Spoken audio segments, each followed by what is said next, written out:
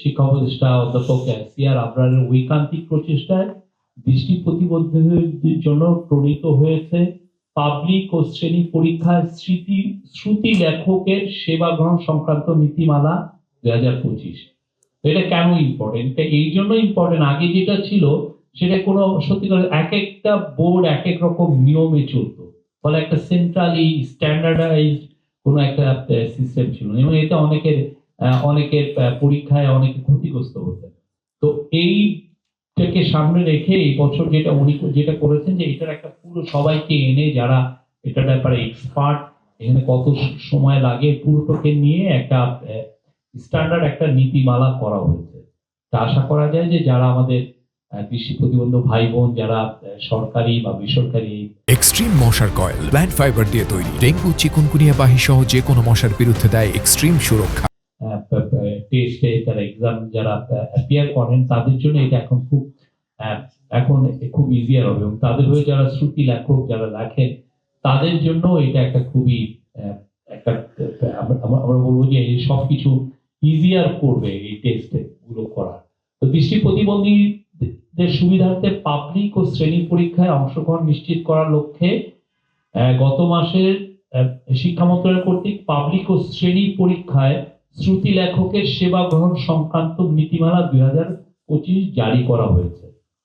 শিক্ষা উপদেষ্টা অধ্যাপক সিআর আবরারের ঐকান্তিক প্রচেষ্টায় দীর্ঘ 4 মাসে একাধিক অংশীজনের সাথে আলোচনার ভিত্তিতে এই নীতিমালা প্রণীত হয়েছে।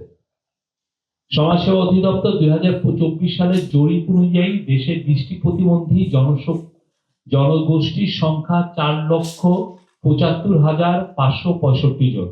ইতিপূর্বে পাবলিক ও শ্রেণী পরীক্ষার জন্য কোনো অভিন্ন ও সম্পূর্ণ নীতিমালা ছিল না।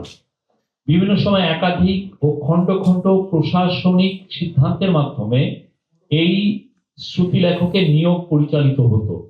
বিভিন্ন বোর্ড ও বিভিন্ন বিশ্ববিদ্যালয়ে তাদের নিজস্ব নিয়মে শ্রুতি লেখকদের নিয়োগ দিত।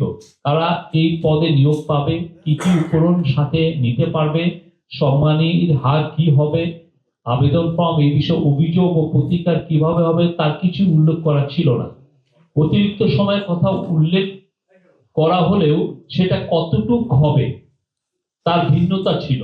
এই নীতিমালায় প্রতি ঘন্টার সময়ের বিপরীতে 15 মিনিট অতিরিক্ত সময় নির্ধারণ করা হয়েছে। এই নীতিমালায় সমন্বিতভাবে সকল সমস্যাগুলো চিহ্নিত করে অংশীজনের সাথে আলোচনার ভিত্তিতে সমাধানের উদ্যোগ গ্রহণ করা হচ্ছে।